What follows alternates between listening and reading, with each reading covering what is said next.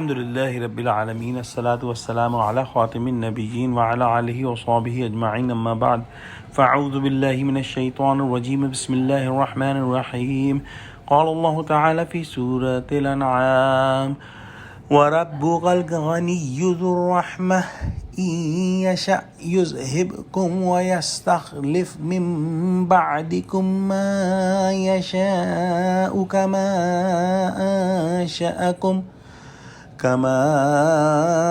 أنشأكم من ذرية قوم آخرین۔ ترجمہ: اور تمہارا پروردگار بے پرواہ اور صاحب رحمت ہے، اگر چاہے تو اے بندوں تمہیں نابود کر دے اور تمہارے بعد جن لوگوں کو چاہے تمہارا جانشین بنا دے، جیسا تم کو بھی دوسرے لوگوں کی نسل سے پیدا کیا ہے۔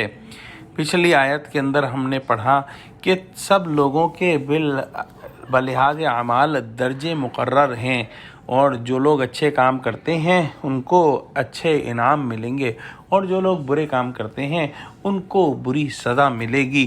اللہ سبحانہ و تعالیٰ کی شان جو ہے وہ غنی ہے، اور غنی کا مفہوم اس طرح سمجھنا چاہیے کہ اسے کسی قسم کی کوئی احتیاج نہیں، وہ ہر قسم کی نیڈ سے، ہر قسم کی ضرورت سے بلند ہے، بالا ہے، اعلیٰ ہے، عرفہ ہے، اور اس کو کسی کی ضرورت نہیں۔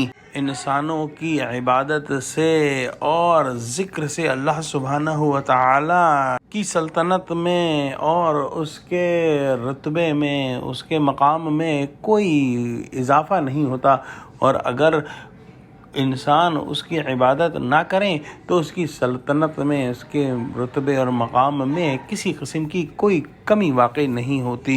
اللہ سبحانہ و تعالیٰ تو غنی ہے، اس نے رسول بھیج کر اپنی حجت پوری کر دی۔ اب اگر انسان مانے یا نہ مانے تو اس کا اپنا فیصلہ ہے، سیدھے راستے پر نہ چلے تو وہ غنی ہے، اسے انسان کی کچھ پرواہ نہیں، وہ چاہے تو تمام انسانوں کو ایک دم میں لے جائے اور اپنی رحمت سے دوسری قوم کو ان انسانوں کی جگہ کھڑا کر دے جو خدا کے مطیع و وفادار ہوں، اور چاہے تو سب کو لے جا کر دوسری قوم کا لے آنا خدا کے لیے کیا مشکل ہے۔ آج ہم اپنے جن آباء و اجداد کے جانشین بنے بیٹھے ہیں، آخر ان کو اٹھا کر ہم کو دنیا میں اللہ سبحانہ و تعالیٰ نے ہی جگہ دی ہے۔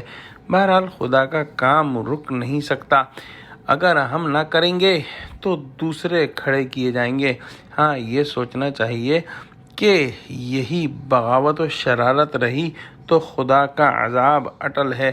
اگر ہم سمجھیں کہ بھاگ کر یا کسی کی پناہ لے کر سزا سے بچ جائیں تو یہ محض حماقت ہے۔ ساری مخلوق مل کر بھی جو ہے وہ اللہ سبحانہ و تعالیٰ کو اس کی مشیت کے نفاذ سے عاجز نہیں کر سکتی۔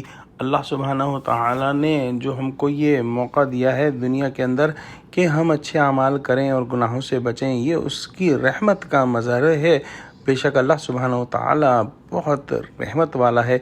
دعا کرتے ہیں کہ اللہ سبحانہ و تعالیٰ ہم کو قرآن کا فہم عطا فرما، ہم کو سچوں سے جوڑے اور ہم کو آخرت کی فکر کرنے والا بنا دے۔ آمین۔ آخر دعوانا الحمد للہ رب العالمین۔